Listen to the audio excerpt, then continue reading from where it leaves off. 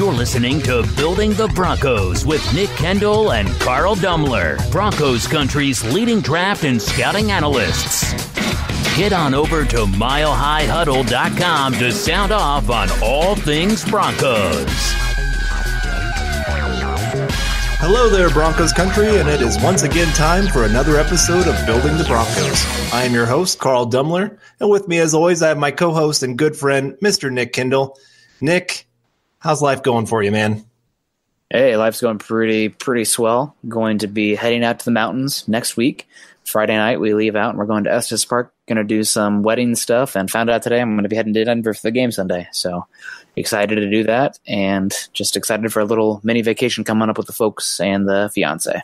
Well, maybe you'll be the good luck, and if the Broncos somehow beat the Rams this week, I'm pretty sure our listeners will somehow find a way to make sure that you show up to every single game that you possibly can. I don't know if you remember my record for Bronco games, but it's not good. Let's just say it's the same record as Scott Frost at Nebraska. Oh boy. Okay, never mind. Yeah, so I've never been to a game in Denver though. Yeah, unfortunately last year was my first time that I've ever seen the Broncos live lose a game. I went to the Patriots game, and we don't need to talk about that. But that was the first time I'd ever seen them lose. I was there when John Elway had his last fourth quarter comeback against the Chiefs. And that was their last Super Bowl season in the 90s there, the 1998 season. And I was there when, what was his name? Cornerback that had 4 interceptions in a game. Oh, man. I can't remember. O'Neal? Yeah. Delta O'Neal or something? Or Dante O'Neal? Something like that. Mm-hmm. But anyway, yeah, he had 4 interceptions in that game. I was there that week. Wow. And I've seen him in Kansas City. What game was it? It was the one where I think it was actually McDaniel's season when they blew out the Chiefs. And what's his name didn't want to shake his hand after the game. Oh, yeah. I can't. McDaniel's, was it? I don't even remember. Yeah. Todd Haley and McDaniel's or something like that.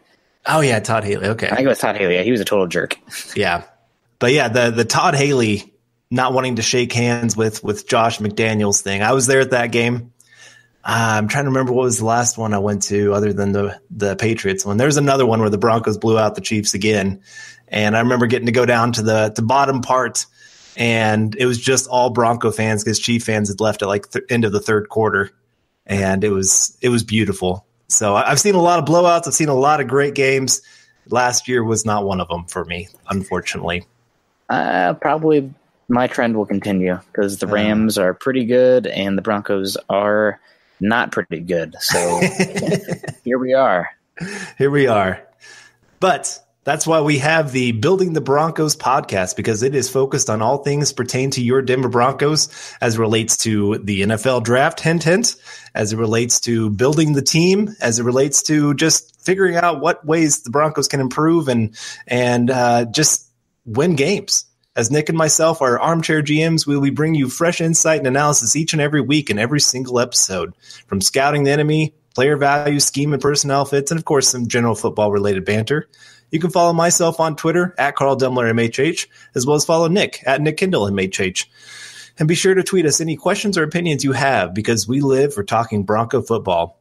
You can also follow the podcast Twitter account at HuddleUpPod. And make sure you check out ours and our co-writers' written content at milehighhuddle.com, a part of 24/7 Sports and an affiliate of the CBS Sports Digital Network. We know you listeners are as football, draft, and Bronco crazy as we are, so please give us a click and subscribe to us on iTunes as well as Stitcher. And don't forget to share us on Facebook and Twitter. We wouldn't be here today without you listeners, so as a call to action, please go and take the time to go to iTunes or Spreaker to rate and subscribe to let your voices be heard on how you enjoy the show. Now, before we get going, we first want to say thank you to our great sponsor, Audible. Get a free audiobook download and 30-day free trial at www.audibletrial.com/huddleup. Over 180,000 titles to choose from for your iPhone, Android, Kindle, or MP3 player. Again, that's www.audibletrial.com/huddleup. Well, we figured we would do a real quick look at the Broncos-Jets game because, I mean, who really wants to talk about that? I'm sure most of you listeners have talked about this game ad nauseum or listened to people talk about it ad nauseum. And so let's just give our stock up, stock down. Let's just do this pretty quick here. Yeah, already.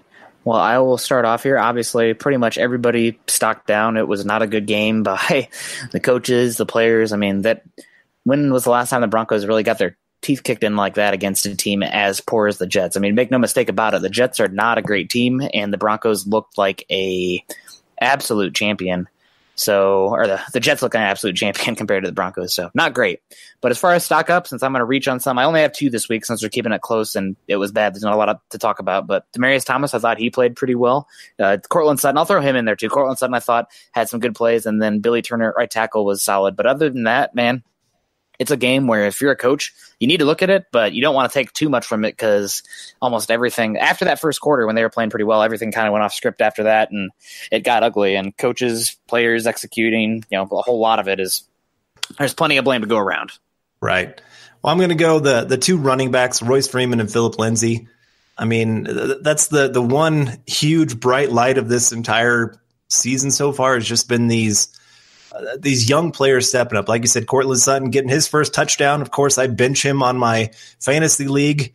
This is the first week I've not had him starting, and then he scores a touchdown. So he's staying on my bench the rest of the year, and hopefully he scores a touchdown every single time.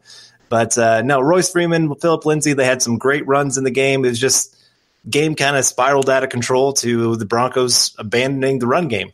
And I think they abandoned it way too early in this one. It still is something that was halfway working for him. I mean, they almost had 100 yards on less than 20 carries, and yet we're still not running the football. And these 2 guys are both in the top 5, I think, for rushing this season among rookies. And it just baffles me that we continue to not just pound this football like crazy and then just run play action. I mean, that seems like such a simple game plan, but it's what could actually work with this team. And so, yeah, again, those are 2 guys that I thought were a bright light. Stock down, guys on the edge. I mean, how can we get around that? I saw Von Miller a couple times try to cheat, thinking that it was going to be a pass play. Well, then they ran it right where he was. Same with pretty much all the other edge guys. I think I could put every single one of them on this list and say they did a terrible job. They weren't generating a ton of pass rush. They just weren't doing anything. I mean, the Jets pretty much did whatever they wanted on offense, and they were not a great offense. We talked about that on this podcast.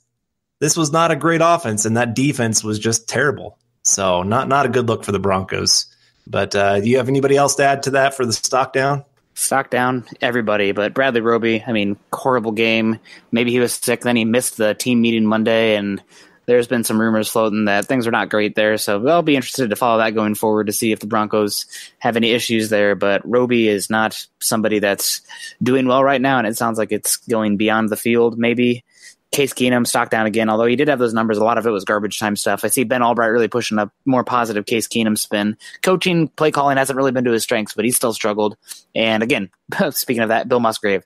So pretty much a stock down, everybody. This was a bad game. This was a demoralizing loss, and I'm going to be really interested to see what team shows up against the Rams, because after that, it would be easy to kind of just fold up, here we go again, get down on yourself, and then it spirals out of control again. Right. All right, well, we're going to go to what we're going to call the forward progress and loss of down, which is pretty much the what's moving forward, what looks good, and what do the Broncos absolutely have to fix either this season if it's going to be a good season or looking forward to the future seasons. But what's your forward progress for this week?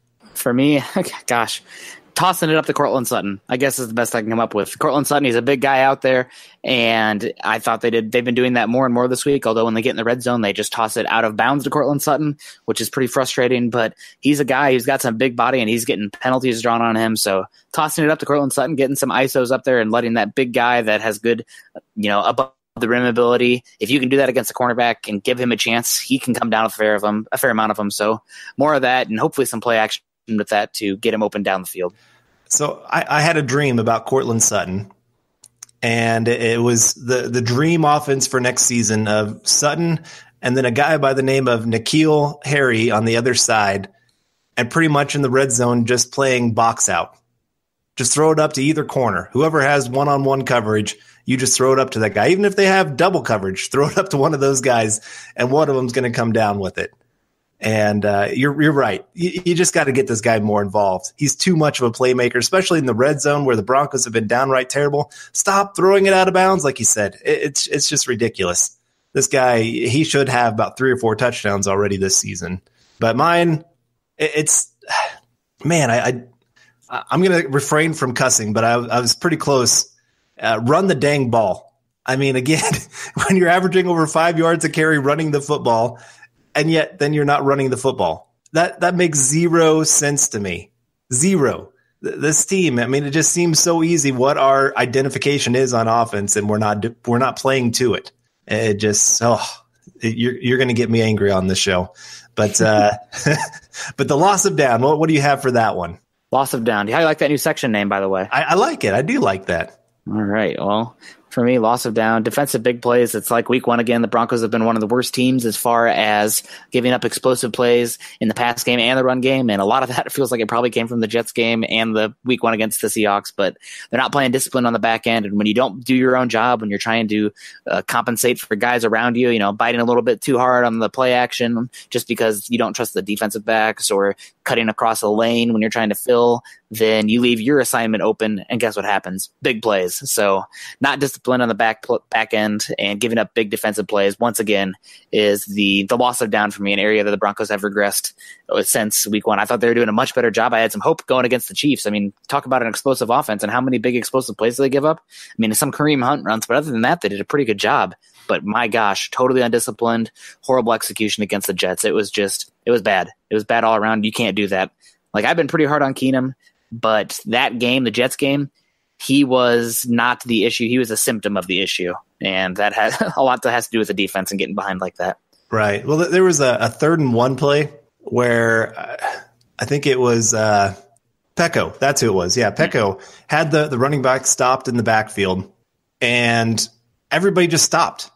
Like, all the defensive players just kind of stood there waiting for Pecco to tackle the guy, and the guy escaped Pecco, ran for a first down. Instead of a -2 play, get the defense off the field, get the offense a chance. And that's when I was watching that, I'm like, come on, this is ridiculous. Like, this is football 101. Go help your teammates. And I mean, just the lack of, I mean, how many missed tackles against, again, not great playmakers. And I mean, this falls into that category as well, but ability to contain the edge. Yeah. There was such a lack of discipline in that. I mean, guys running straight upfield, just leaving this huge giant hole for a running back to cut the edge. Other guys not filling in where they need to be, just guys not being where they're supposed to be. I mean, you could do an entire year's worth of film just on what not to do from that game alone. It just had everything that you would not want a player to do in that game. Terrible. Anyway, well, let's put that behind us. And let's move forward to something bigger and better, hopefully. Yeah, we'll see.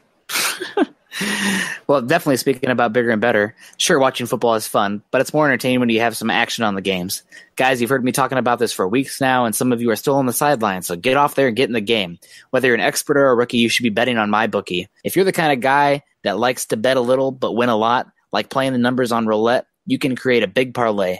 Pick 3 teams to win, and if you hit all 3, you could turn $100 into $600. There's so much to bet on. Playoff baseball, hockey, primetime fights, etc., etc. But MyBookie is the one bet I know you'll be happy with this season. I recommend these guys because I really trust them. MyBookie has been in business for years. They've got great online reviews, and their mobile site is easy to use, which is somebody who's technically a millennial. That's a big plus for me. If you're on the sidelines, now is the time to get in the game. MyBookie will still match your first deposit dollar for dollar, but you got to join now because they'll be pulling that offer soon. Log on to MyBookie right now and double your money. Use promo code Broncos100 and you'll get your first deposit matched 100%. That's promo code Broncos100. You play, you win, you get paid. All right, well, moving on now to the Rams game, which I got to say I'm pretty excited to attend my first game at Mile High. I'm going to be sitting in the south end zone with some people that I know from online. How great is Facebook? Meeting some friends that you've never met before and got some ticket connections, and bingo, bango, I'm going to be heading to the game with the fiance. So excited about that, but I will say I am not going to be placing money on the Broncos at MyBookie this week because this Rams team, while there are some pitfalls on the team, they're not a perfect roster. Gosh, they probably are the best roster in the NFL, if not the best, then top 3. a couple weeks ago now, we talked about how great the Broncos offense was. Or not the Broncos, sorry. The Chiefs offense. Oh, my goodness. I wish the Broncos offense was like the Chiefs offense. But I'm having a hard time deciding, is this a better overall offense than the Chiefs, or would you rather take the Chiefs offense? I think I would rather take the Rams offense because I think they have a better offensive line.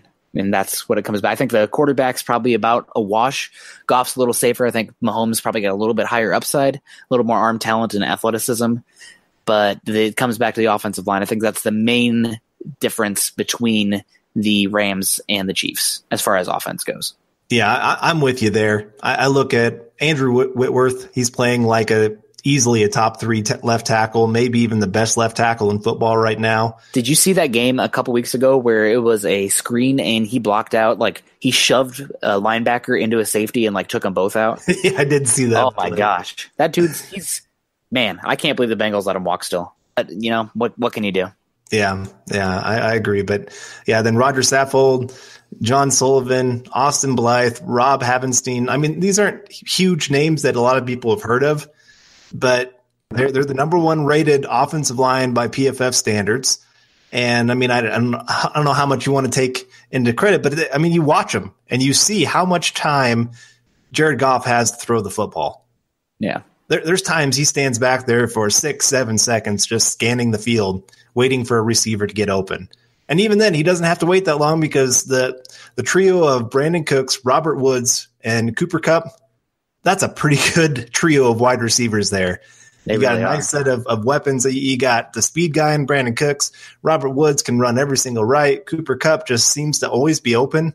Yeah.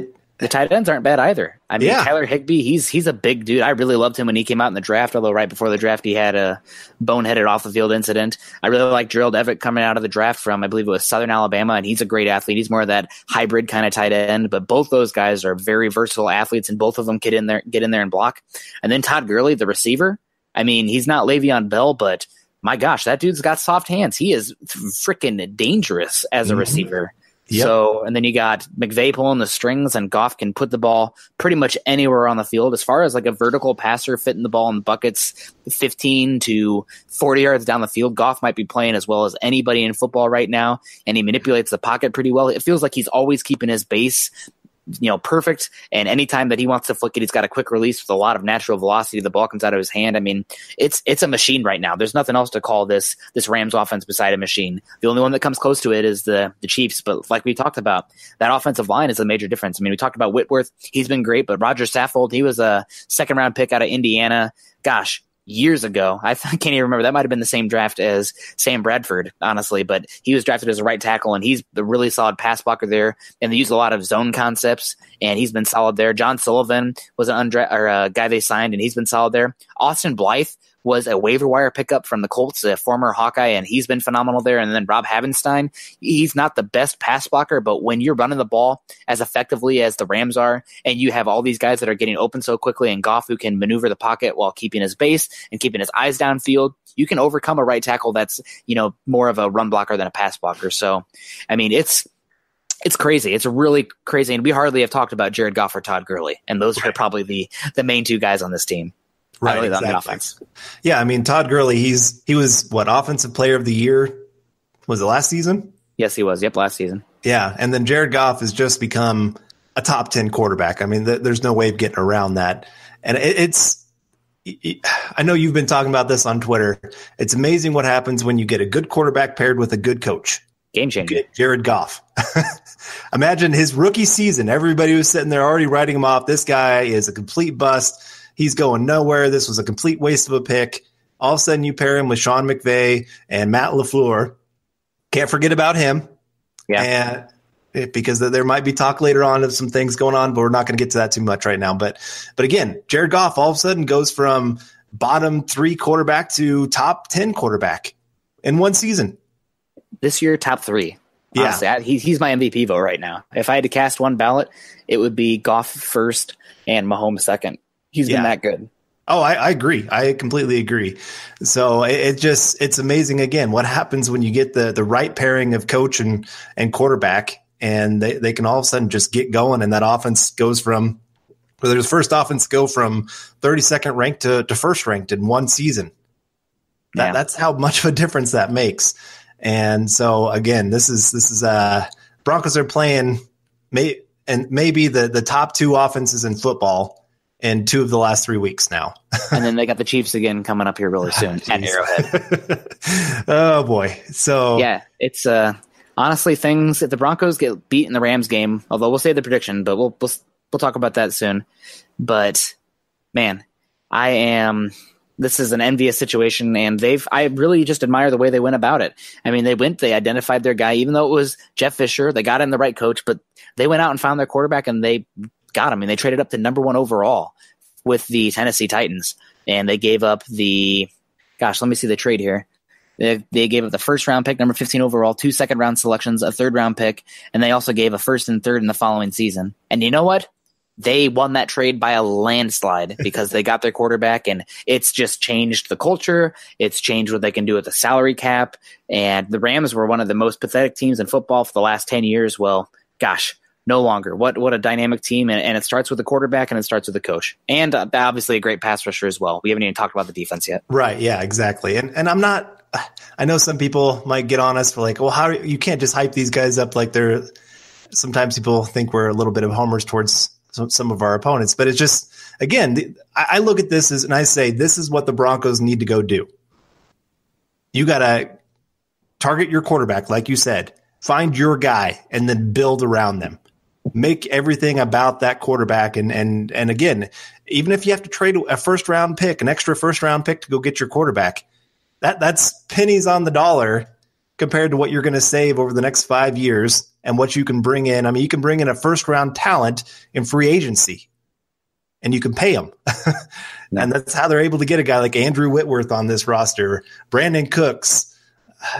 We're going to get to the defensive players. Yeah, pay Aaron Donald, Marcus Peters. The list can go on here of what they can do. I mean, that's how they've been able to build this roster, and it's definitely – like you said, maybe the best roster in football. So the Broncos definitely need to take notice this week and say, okay, this is what we need to do too. Side note, though, a very important caveat, it has to be the right quarterback. You can't just do it to do it. Otherwise, you end up with Paxton Lynch. If you see a guy that's you are in love with, you're tying your hip to him. I mean, sink or sail. If that quarterback succeeds, you're going to make it as a coach and a GM. If he fails, you're done. But so it's very important to find the right quarterback. I cannot stress that enough. I know we harp on quarterback here a lot in this podcast, but it's not just quarterback. It has to be the right quarterback. All right, carry on. Sorry, I had to say that. Yeah, no, you're right. You're completely right. You just can't draft a quarterback just to draft a quarterback because you think you need one. And so, yeah, if there's a guy that you believe in, and I would say this, you need your head coach, you need your GM, and you need your owner all to agree that this is the guy. Yeah. Because everybody has to be on board with this is what we're doing. If any of them disagree, then I would say don't go for it. Yeah. Yeah, you have to identify your guy, and if you don't get him, you don't want to be like, well, shrug, I guess we'll take Paxton Lynch. Right. You know, that's when you're screwed. That's when you have Christian Ponder being drafted, when there's guys like, Tyron Smith, Ryan Kerrigan, just talents all around. You can't just take the position because you need it, especially at quarterback. It has to be the right guy. So we'll talk about that here. We're going to do a little bit of draft stuff coming up, but I think there's one right guy in this draft class, and the rest of them, I am avoiding them first round, period. The end of the discussion. Yep. So, all right, well, let's talk defense now, because there's a little bit more breathing room when it comes to the defense. But of course, you got the big name guys. I mean, this is a defense, again, has lots of household names. You got Sue, especially here in the Midwest. A lot of people, Nebraska fans out there, you know who this guy is. He's brought in this offseason to really take some pressure off Aaron Donald, either one of them getting one-on-one opportunities. Again, Aaron Donald, he could be easily defensive player of the year every single season. Michael Brockers is a very underrated name among that group. Of course, you got Marcus Peters coming over from the Chiefs in a trade, although he has not played that great this year. I don't think he was that great last year, but that's beside the point. We'll get into that in a little bit. Right. I'm not a big Marcus Peters fan. It's for Right. reasons that Roby is wearing thin on me. Yeah, I agree. LaMarcus Joyner's another kind of bigger name. They had, of course, Aqib Talib. He's on IR, so he won't get his revenge game against the Broncos this season. Sam Shields is a pretty well-known name, but up there in age. So definitely a lot of bigger name guys. But that also means sometimes because they've paid a lot of other guys and they've invested a lot of draft picks in some other different positions, they have a little bit of depth issue, I would say, here on the defense. And a little bit of lack of overall talent on the defense, I would say. And so now the areas that I would say that this group is weak is here's this linebacker core, Corey Littleton, Samson Ebukam. Is that right? Ebukam. Yeah, he's more of an edge rusher though, and Okay. I think he's pretty good. I was pretty impressed with him. Granted, he's having a lot of one-on-ones because he has the two interior guys and Brockers who just has a alien in terms of his length and power that he has. But I've been pretty impressed with Ebukam. I remember when they drafted him. I think it was last season in the 4th round. He's a small school guy, but he's coming along. He's not a great edge rusher. He's probably better as a beta compared to somebody being an alpha, But when you got Aaron Donald, Sue, and then Brockers on the middle, you can get away with that. And Ebukam is more of the speed guy in terms of the pass rush, and he's getting home. So I've been pretty impressed with him. He's not a really well-known name, and definitely a lot of it is because he's playing with great talent along the defensive line, and the Rams have been building up leads. But I really like Samson Ebukam.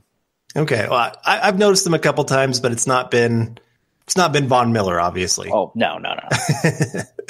But then you have Mark Barron is another one. Started off as a safety and kind of a safety linebacker hybrid kind of player, but he's kind of hit and miss. And the secondary is just not, especially now that Talib's gone. That was a big loss for them. I think bigger than a lot of people realize. They went from giving up about 10 points a game to now they're giving up about 28 points a game. I'm not saying that Talib is the only reason, but I mean, they played some pretty bad offenses to start the season.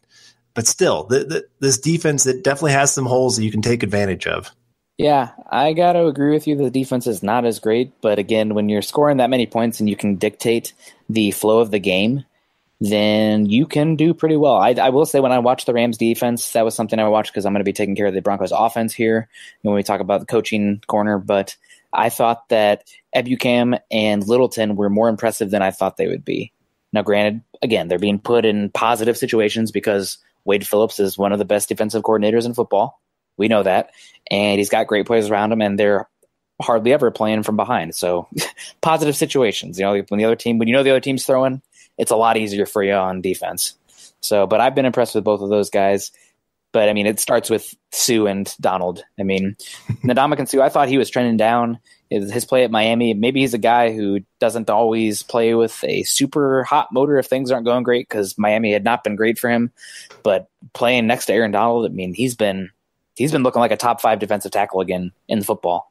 And that's saying something, having Sue and then Aaron Donald, who, in my opinion, is standalone tier 1 as far as the defensive tackle. The only defensive tackle I'd say that would be close to him would be Fletcher Cox at Philadelphia, who's very underrated. But Aaron Donald, man, killer player. His burst, his strength, his leverage. I mean, Leonard Williams took McGovern's lunch money a few times, beat Matt Paradis a few times this past few weeks.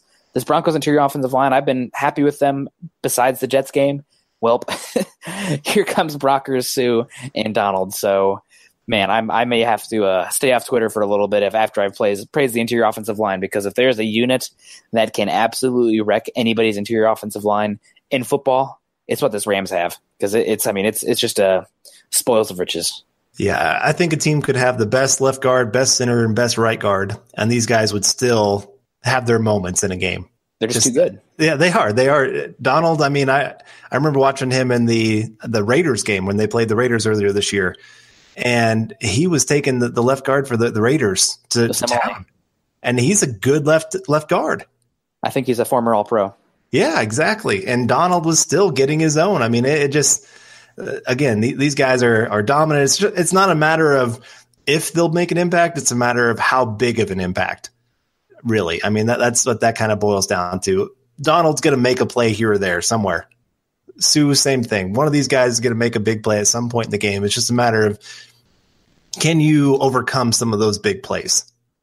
Can you find ways to limit how many plays they can make? And we'll talk about that when we get to the game plan mode. But again, very, very good roster. Probably maybe the toughest team the Broncos will play all season. Yeah. At least top 3 team that they're going to play this season. There's no getting around that. So it's the odds are pretty low. I think I saw the spread was -7 for the Broncos. Yeah, and then you have to figure that it's a 4 to 7 point swing at Mile High. Right. So what would it be on a neutral field? 10, 13 points to the Rams. Right. I think I read somewhere where this is the worst point spread at Mile High since like 1995. Oh my God. I mean, that speaks to both how bad the Broncos are. Although, honestly, I'd want to see where the money goes. Speaking about my bookie, I want to see where the money goes, but I feel like this is a game that Denver is going to play much closer than people think. Yeah, I agree. Because that's just how Denver is. I mean, when they're at Mile High, they got the orange and the fire-breathing Bronco on the side of the helmet. I know it's not fire. It's like, what is it? When you see your breath when it's cold out, that's kind of what it looks like. But when the Broncos are on the road, and they might as well switch it with My Little Pony. Right. It's been that bad under Vance Joseph. What is it? 1 in 10 on the road? 1 or 9 or 1 and 9 or 1 and 10. One of the two. Gosh, not good. But yeah, this is a great roster. It goes back to the offense. I mean, you got an MVP caliber quarterback. You got a trio of weapons. I mean, we hardly even talked about Brandon Cooks. Maybe you'll talk about that a little bit coming up here. But assuming he's going to play, both Cooks and Cooper Kupp both had concussion scares last week. However, McVay said they're progressing nicely. So I'm guessing we'll see them, but maybe they'll decide that they don't need them. If that's the case, then we'll see more of a dosage of the tight ends and Josh Reynolds, who's a wiry wide receiver. Kind of reminds me of Josh Doxson from Texas A&M, a guy that I liked coming out of the draft 2 years ago.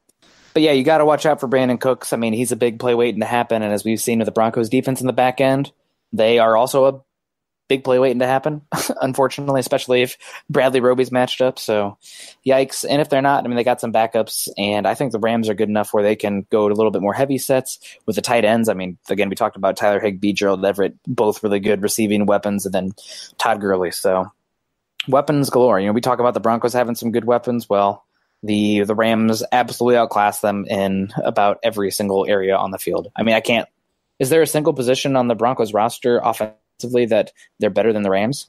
Like maybe you could say Paradis or Connor McGovern, but that's a very soft maybe. Running back depth, maybe? Okay, running back depth, but okay, Gurley. You can have all the depth you want. If you have Todd Gurley, I'm sorry. It's okay, Jared Goff or Case Keenum. Well, that's easy. Todd Gurley or Lindsey or Royce. I really love Lindsey and Royce, but come on, let's be real. Gurley. Right tackle, a Veld here, Billy Turner, or Rob Havenstein. I mean, we're definitely arguing there. A Cooper Kupp versus Deshaun Hamilton, Cortland Sutton, and Demaryius Thomas, Emmanuel Sanders, and you got Cooper Kupp, Robert Woods, and Brandon Cooks. And then the tight ends on top. I mean, Jesus, this is a fantastic Rams roster, and I mean, Denver is going to play great in Mile High. The fans are going to be great. I'm going to be there, so I'm going to be loud, scream my lungs out. I won't have a voice after it because that's what I like to do after a football game because I'm a psychopath. Sorry if you sit in front of me. I'm going to do my part, but they're just offensive talent wise, it's crazy. It's the difference as well. So yep. And so far this year, I mean, I'm just looking at their games right now. They beat the Raiders week 1, 33-13, Arizona 34-0, Chargers 35-23, Minnesota 38-31, and Seattle 33-31. So lowest point total of the year so far has been 33 points. And both of those have been their road games. So Broncos have to score 34 points to win this game, I guess is the way to look at that. But still, even on the road, they're still doing great on offense. So it's definitely, oh boy, we'll see how this goes. But just looking at individual stats, you got Jared Goff completing 72% of his throws this year, averaging 10.4 yards per attempt, 337 yards a game, 12 touchdowns to 4 interceptions. And watching the interceptions, most of those have been tip passes. So even there, I'd sit there and say, man, this guy has been better even than maybe his stats show. Then, of course, Todd Gurley. You got him at 415 yards rushing on 101 attempts. He's got one 20-plus yard carry, which is a little bit lower than I thought that would be, but 7 touchdowns already. That's just crazy. 26 first down runs so far this season. And then this is what should blow fans away here. Brandon Cooks, Cooper Kupp, Robert Woods, all of them have over 400 yards receiving. I mean, they're really close. 452 yards for Cooks, 438 yards for Kupp, 415 yards for Woods. They're just – it's such a balanced offense. You stop one guy, they got 2 others that show up. You stop the passing game, oh, boy, here comes Todd Gurley. So well, it's a good thing the Broncos cornerbacks are deep and the linebackers don't bite on play action. Right? Yeah. Oh, great. Boy. And then, of course, then you got Todd Gurley, who's great as a receiver. Like you said, he already has 19 receptions on the season, 230 yards receiving, 2 touchdowns receiving. They love to do that, like, running back sweep play, but it ends up being a pass because he, like, tosses it forward like a yard. Yep. That's one of their favorite plays they love to run. So, I mean, get the ball to Gurley quick and in space, and great things are going to happen. Weapons galore for this offense. Like I said, it might be honestly better than the Chiefs. The Chiefs have more unique weapons, but I would say just overall, like especially when you add in the offensive line, it's so tough to stop this group. They can beat you so many different ways.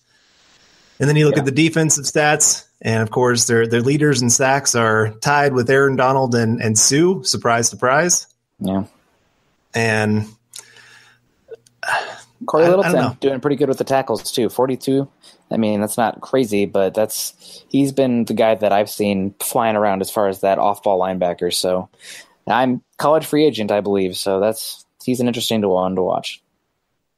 Definitely. But looking at their total stats, team stats, this kind of gives you a picture of where they're at. 10th in total defense and 6th in points allowed. Now, like I said, the last few weeks here, they've been giving up a lot more points, about 28 points per game over the last 3 weeks. So they are able to be had. Quarterback rating, they're giving up a 94.8 quarterback rating, 18th in yards rushing allowed, 29th in yards per carry. They're averaging 5 yards per carry allowed. So if there's a way to attack this team, there you go. Offensively, they're 1st in yards per game, 2nd in pass yards per game, 7th in rush yards per game, 3rd in points per game at 34.6 points. So, again, it feels like we're talking about the Chiefs here. Yep, just they're like very that. similar. They really are. I think that game when those two teams play could set the NFL record for points in a game. Watch it be like a terrible weather game, and it's the first one to like 14 points win. just blizzard, 80-mile-an-hour winds, just ice raining from the sky. Hopefully they do play this year, though, so mark your calendar. That'll be a fun one if you're just a fan of football. Maybe you'll just be envious as a Bronco fan. Maybe you don't want to do that, but yeah. But yeah, so I also want to throw in I always like to include some interesting stats. Marcus Peters right now is ranked 106th among cornerbacks. I know a lot of Bronco fans are down on Bradley Roby. Go watch Marcus Peters against the Seahawks. It was bad. Like Roby would look good compared to Peters' kind of game. He gave up some huge touchdowns, wasn't even close, looked like he got turned around, kept trying to peek in the backfield. This is the big issue with Peters. He can be had by those double moves. He can be had trying to make a bigger play than what's there. This is why I love Talib so much, because he was one of those guys, he knew when to take his chance. There were some times he still got a little bit too risky, but when he was at the top of his game, he knew when to bait a quarterback. Marcus Peters is trying to bait a quarterback on every single play. And so he can definitely get beat for a lot of touchdowns. He'll score some touchdowns for you, but he'll definitely get beat for some too. And then this stat, I mean, it just blows me away. Rams have 3 wide receivers that rank in the top 10 in yards per route run. 3 of the top 10 receivers in the NFL right now in yards per route run are on the Rams team. When you got a guy that's throwing the ball great down the field and the weapons that they have, all levels of the field, and an offensive line that's playing the way they are, you can do stuff. I mean, gosh, I'm very upset. I'm very upset that this is such a good offense. I'd rather have a great defense. That's just me. I'm more of a defensive guy, but it is fun to watch the Chiefs and the Rams and these teams, the way they're passing the ball around the yard right now. And they're not just, like watching Ohio State, I watched some Dwayne Haskins the past couple days, getting up on my quarterbacks. And like Ohio State, they're throwing the ball down the field, but it's just so many screens. When you're that much more athletic than your opponent, you can get away with throwing screen after screen and getting those athletes in space. I mean, that's pretty much how they came back and beat Penn State. Penn State refused to adjust to it, but that's not the case for the Rams offense. I mean, they're throwing the ball down the field. So I'm concerned. We'll see how it goes, but I agree with this offense. They're explosive down the field. And you talked about Marcus Peters. I mean, that dude last season, even I didn't understand the hype for him. I mean, he does make some interceptions, but if your cornerback is getting beat as much as he does, that's an issue for me. I mean, I'd rather you not take the ball away and keep it in front of you and be consistent and, attack the football, get some pass breakups, than be that susceptible to giving up the big play. And Marcus Peters is kind of like Bradley Roby this year, just multiple times burnt toast. So, yeah, just wanted to get that in there. All right, well, let's move on from that. Let's talk about some key matchups here in this game. And let's start off here with Roby and Harris right now. And, of course, whoever's that number 3 cornerback, it seems to change every single week for the Broncos. And there's even some talk that the Broncos might demote Roby this week. Yeah. So, I mean, that might be one of the big changes because, I mean, his game on Sunday, that just can't happen.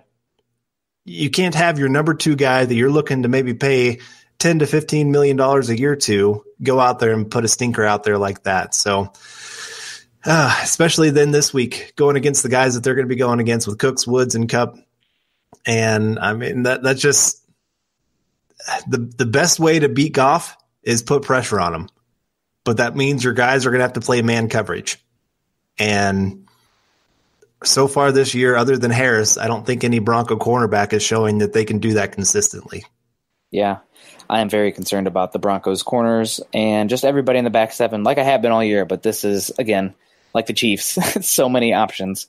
And they got the way to spread you out and isolate your weak of the herd and pick on that guy repeatedly. So we'll see about that. But the Broncos' interior offensive line versus the Rams' defensive line, we already talked about it. But Brockers is a first-round pick. He's a tank. He's really good at displacing guys and getting leverage and attacking the gaps. Sue is so powerful and can rush after the passer. And if you got him isolated, he's going to beat that blocker eventually. And then Aaron Donald, the best interior pass rusher in football. So good luck, Broncos' interior offensive line. The Broncos have been running the ball pretty well. We will see how that does. Let's see if this continues this week, if the Broncos can break off some big runs, because that interior defensive line for the Rams is just full of game wreckers.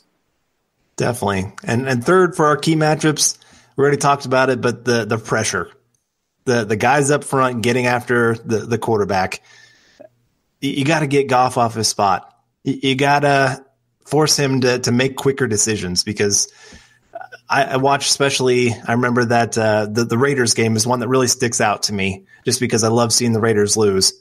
But there were times he could do 5-7 step drops. He could sit back there and he didn't even have to move around the pocket that much. He just had to kind of stand there because there was no pressure.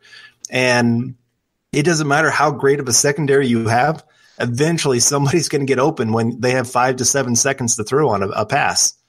And so the Broncos this week, it's something that they just really haven't done since about the second week of the season, is get pressure on the quarterback consistently. And so this is a big one. Like you said, Jared Goff loves to get the ball down the field, especially when you get a weapon like Brandon Cooks that can just fly by people. You got to get there quick. These guys got to be on their game up front, and they have to be disciplined in what they're doing. But it just, I don't know.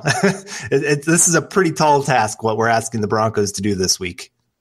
Yeah, it was a tall task against the Chiefs too, but like I wrote and like I've said, that felt like the Broncos Super Bowl this year. Everybody came together, gave it their all, and then in the end, Patrick Mahomes, that slippery little piece of Kermit the Frog, squeezed out of the defensive grasp a few times and made some crazy plays. I don't see Goff doing that, so that'll be better. And I think the Broncos pass rush will be a little bit better because they don't have to play as much contained with Goff. But man, it's a scary time. And then finally, we talked about Peters, but you got to take advantage of the Rams secondary, take some shots. My thing, the forward progress section throw it up to Sutton. Well, do it again. Do it again. Do it again. Even if it gets picked, if it's a deep pass, it works effectively like a punt. I'm not even asking that much. So hopefully we'll see some of that. But that's the Rams secondary. Not great. Joyner's a fun one back there, but the depth is not good, and they can get beat. So I expect a pretty high scoring game. I'm curious to see what the over and under settles on, and I think this is a game that you might want to go with the over. So we'll see. But now moving on to the coach's corner, I got the Broncos defense and the Rams are on offense. Tall task. I thought they did a pretty good job against the Chiefs, though, and Denver definitely has an effect in that regard, playing at Mile High. But big thing, especially with the Broncos on defense last week, they got to do a better job protecting the edge against the run. Bradley Chubb didn't do a great job there. Shane Ray had a good tackle for a loss, but most of the part, not great. Even Von Miller, not great at setting the edge last week. I mean, Isaiah Crowell, once he got to that second level outside against the cornerbacks and the safeties, it was gone. I mean, he set a record for all-time yards per carry for a guy with over 15 carries. I mean, it was bad. So you can't let the guys get to the outside, especially Todd Gurley. I mean, you thought Isaiah Crowell was looking great out there. Todd Gurley is going to run for 10,000 yards if they put up a similar defensive effort as far as containing the edge. I mean, this is the best running back in football right now. It's either him or Elliott, in my opinion. David Johnson's great. Saquon Barkley's great, et cetera, but my money's on Todd Gurley. And if you let him get to the edge like they let Isaiah Crowell get to the edge, it's game over. You cannot do that. And then the other one that I have here, disciplined on the back end, you got to do your job. I understand that you want to come down and help, but if you're out of position and you're trying to make big splash plays, you can vacate your area, and guess what? Goff is going to find that area and kill you. So we got to play discipline on the back end, and don't buy it on play action. That has to do with that too. The tight ends are very athletic and talented, and that gives Goff more time. I mean, they use the play action so much. It's beautiful how much McVay uses the play action for the Rams because it opens up that deep passing game, son. And if the linebackers continue to bite like they have every game besides the Chiefs game, he's just going to be able to find over the middle, whether it be Cooper Kupp, Todd Gurley quickly, or anything like that. It's going to be a killer. You got to contain Cooper Kupp, be physical with him at the line of scrimmage. He's a slot guy, and sometimes they'll cover him because he's so quick underneath. But Cooper Kupp, I'm really just I'm not sure what I'm going to do with that. I think I'm going to put Harris Jr. on him some, Robert Woods.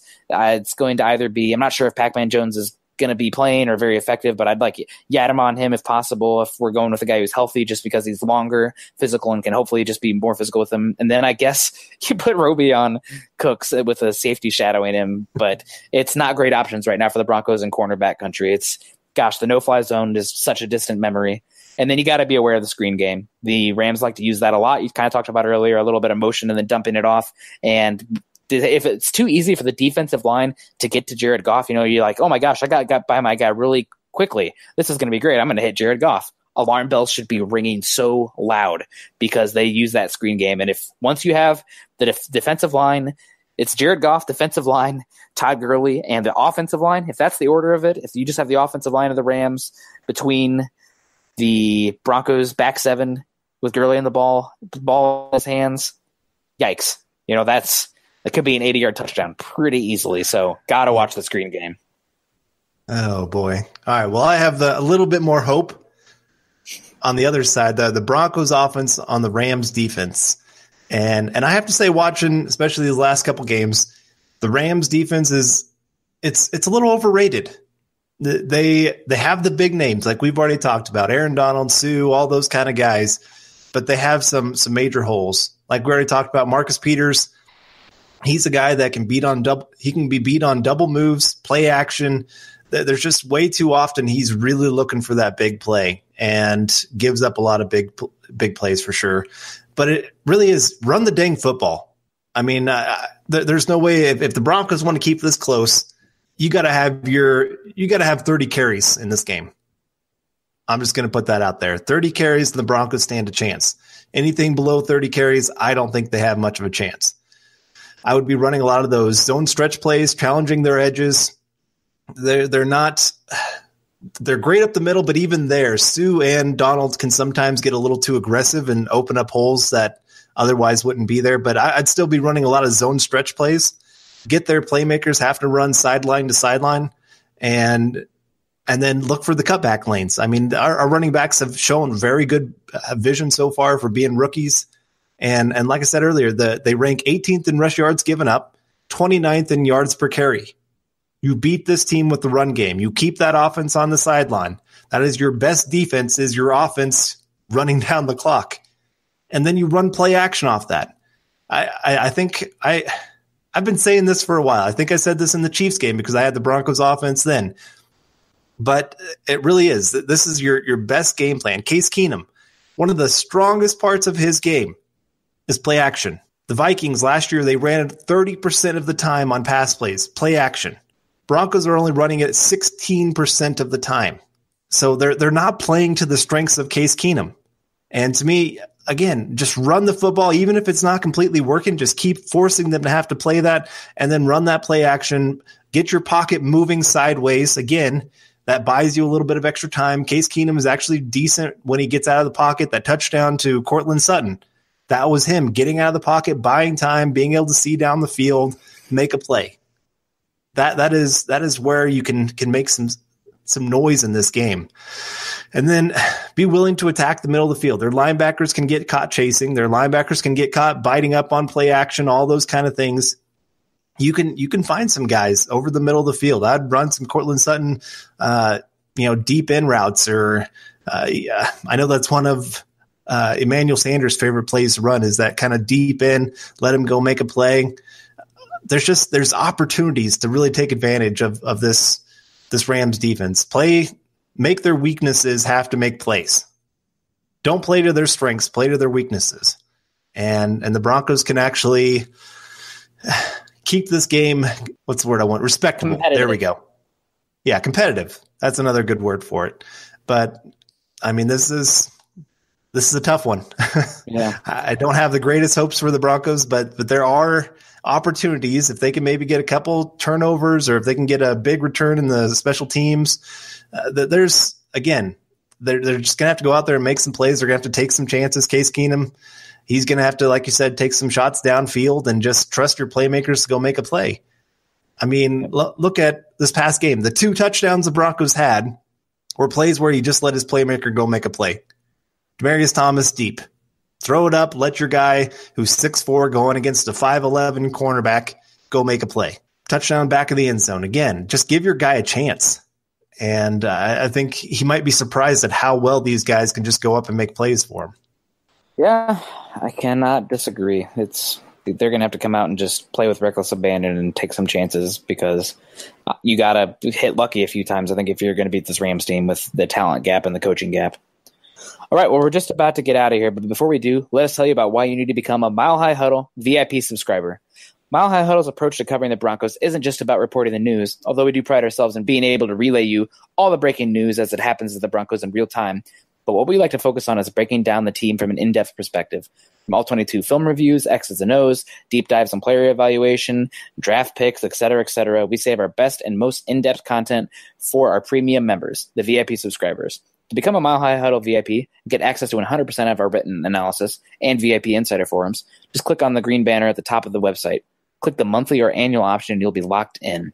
From there, you get access to everything we produce, which includes any insider information we pick up along the way. We work hard to bring you the best Broncos coverage and analysis on the web, and we ask you for your support by becoming a VIP subscriber. Pull the trigger and you have my word, you will not be disappointed. All right, well, I gave you the prediction first last week trying to break the luck, and it broke the luck even worse.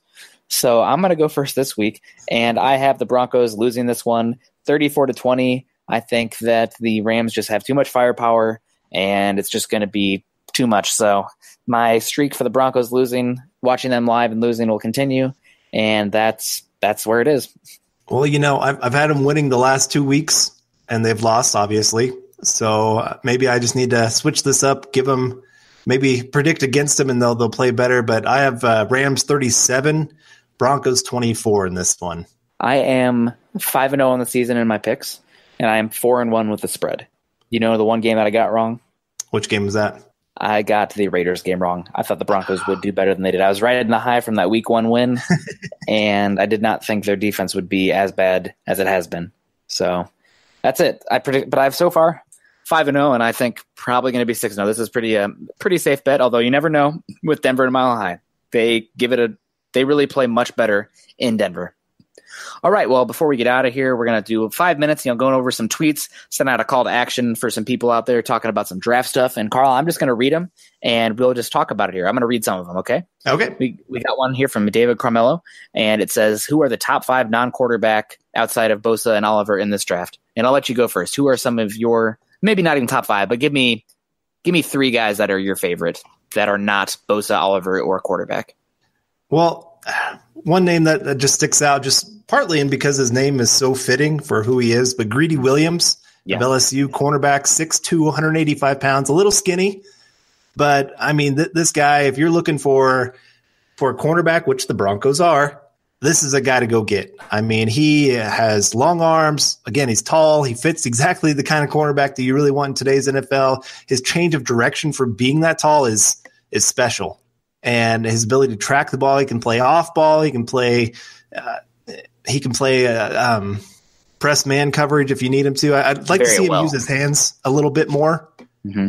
He sometimes just kind of just stays next to the receiver. But again, his ability just to shadow is something that's very fun to watch. And I want to see him work on some tackling as well. But otherwise, I mean, this is the type of guy you really want if you want to have a very aggressive style defense. I love him. I love this guy. He is so fun to watch. A lot of times quarterbacks don't even want to look his way because, I mean, it's special. So that'd be one. Jonah Williams, the word I'd use for his game is boring. And for a left tackle, that's a compliment because there's a lot of games where his guy just disappears. Now, I'd say he's having a little bit of a down year this year, which is kind of weird to say because their offense is so good. But he almost looks this year like he's getting a little sloppy, almost a little bored. Yeah. And but he does great with stunts. He does great in the run game. He can bulldoze guys. Sometimes getting to the second level, he doesn't quite break down like you'd like him to. He can be beat to the inside on a couple plays because he'll start turning too quickly to go with the speed rush. But otherwise, there's just a lot of things to like about that guy. And then I mentioned his name earlier, N'Keal Harry of Arizona State. He's not going to be your burner guy or anything like that, but just great hands, does pretty good as a route runner, just always seems to be the guy to come down with the football. Yeah. I mean, he really has that, it's my ball. And it doesn't matter. You can double cover him, triple cover him. He's coming down with the football. And he doesn't have a great quarterback. There's a lot of times his quarterback actually throws it short just because he wants him to go win the jump ball, but he has this guy beat. So, which would be a little frustrating as a player, but I guess you're playing to the strengths of what the player can do. But he'd be another to really keep an eye on. I know we got a lot of Pac-12 listeners out there. He just went against Colorado and didn't do a ton of things, but you could definitely tell Colorado knew who he was. I mean, they were always sending extra help his way. And there's a couple times they pretty much tackled him to the ground because they were so afraid of him beating them deep. So those would be 3 guys that I'd definitely keep an eye on. Do you have any 3 that you would add to that? Yeah, some guy that nobody really was speaking about because he wasn't even a starter before the season. But when I've watched him, he is absolutely dominated, and that is Quinnen Williams, defensive tackle from Alabama. He's 6'3", 290, and gosh, there is just so much power and violence when he plays. He's got great reaction off the snap. He looks pretty loose, actually. A lot of times you see some of those bigger guys, they're not super fluid, and he's very he's so advanced for where he's at. First year player, and he's looks so much better than Deron Payne, first round pick who he replaced last year, and he's just a redshirt sophomore.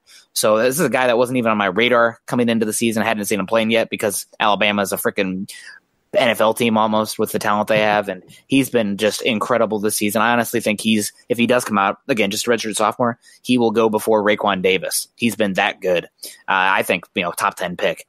I'm a very big fan of him. Let's keep it on the defensive line. Jeffrey Simmons from Mississippi State. Yep. Everybody was talking about Raekwon Davis being that top guy, the bigger, longer guy, but man, give me Jeffrey Simmons. I think he's a better pass rusher. He's not going to be Ed Oliver as far as speed, and there is an assault issue with him where he got in a fight with which his sister was involved with between another female, and he hit that female. This was in high school, but still it's going to be an issue for him. I'm going to be curious to see how that affects his draft stock. But on the field, man, Great player, long, disruptive, good against the run, and another one of those Mississippi State defensive tackles that just Fletcher Cox, Chris Jones, now Jeffrey Simmons. What an absolute freak. I really love his game.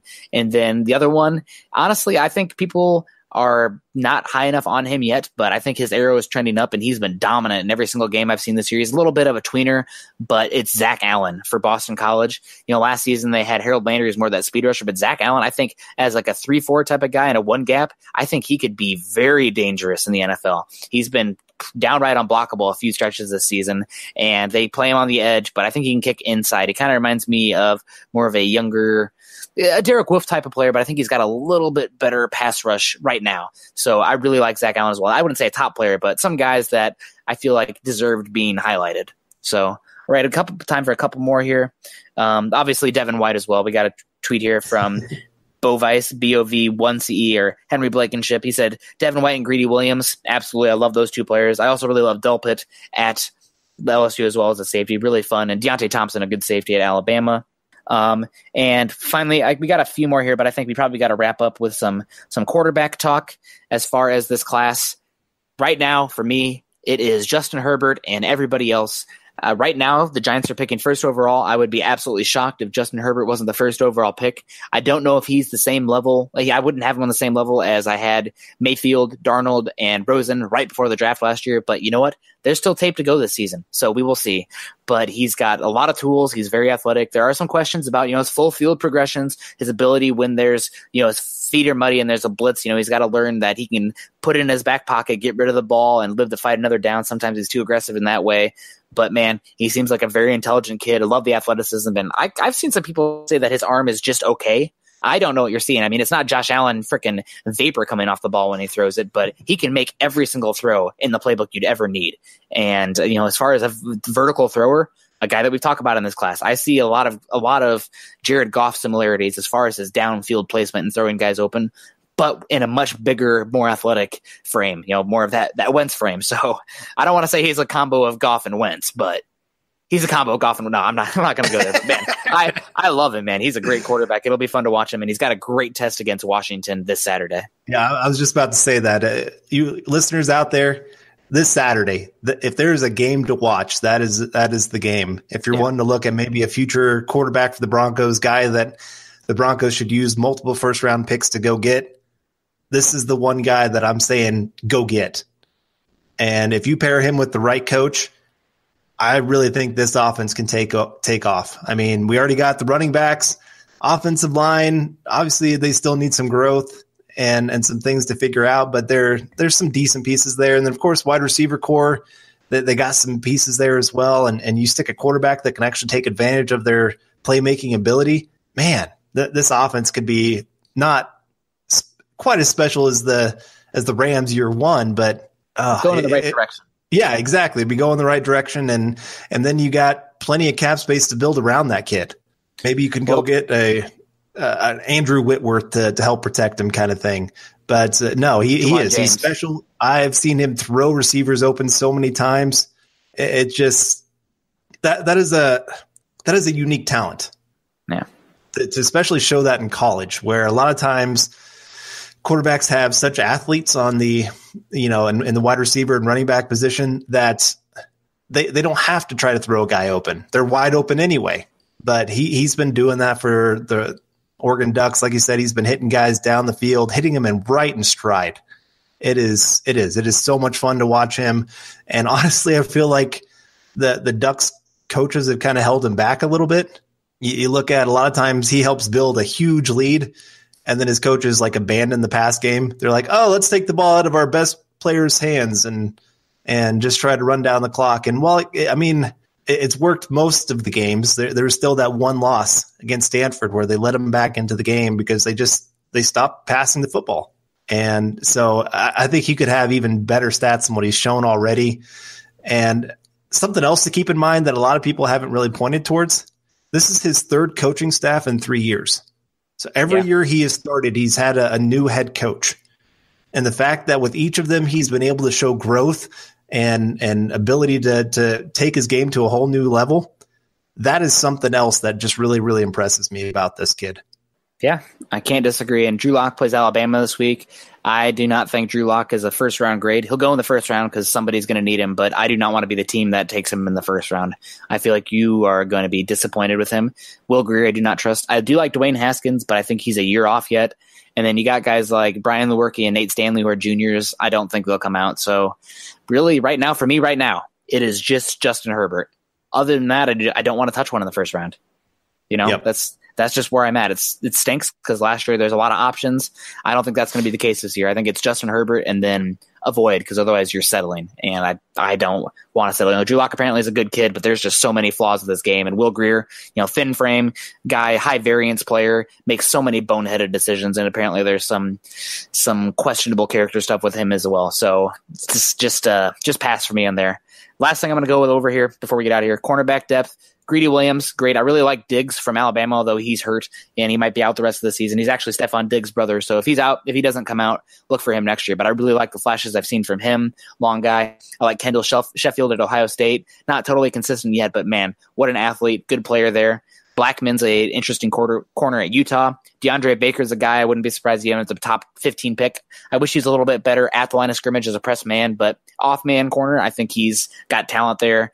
And then Tavon Mullen from Clemson, probably a day two kind of guy. And Byron Murphy, not Byron Jones, is a guy that plays at Washington, and we'll get to see him against Justin Herbert. So that's going to be a very fun matchup to watch. Dylan Mitchell's the big Oregon wide receiver this year that Herbert likes to throw plenty and often. If you get Herbert, I would love to bring in Mitchell with him because I think they got already great chemistry.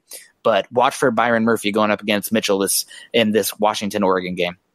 All right, well, that's going to wrap up this week's episode of Building the Broncos. You can find Carl on Twitter at Carl Dumler MHH and myself at Nick Kendell MHH. Also, make sure you head on over to Mile High Huddle, a new affiliate of 24/7 Sports and the CBS Sports Digital, to find ours and our co-writers' articles on all things pertaining to your Denver Broncos. Head on over to iTunes and leave us a 5-star rating and comment. Your support can help us bring you our Denver Bronco deep dives. We are just here to bring you the news, but an in-depth analysis each and every week. You can follow the Building the Broncos podcast and all our other great audio content by subscribing to BTB Football Pod and the Huddle Up podcast on iTunes, and for Android users, Stitcher, as well as check us out on YouTube. Follow us on Twitter at Mile High Huddle and at Huddle Up Pod and at BTB Football Pod. Again, please be sure to subscribe and rate us and reach out to us as we love interacting with fellow Bronco fans. For Carl Dumler, I'm Nick Kendell, wrapping up another episode of Building the Broncos podcast. We hope you enjoyed it, and we will see you next week. Even when they're down, I got to say it, go Broncos. You've been listening to Building the Broncos. Join Broncos Country's deep divers at milehighhuddle.com to keep the conversation going.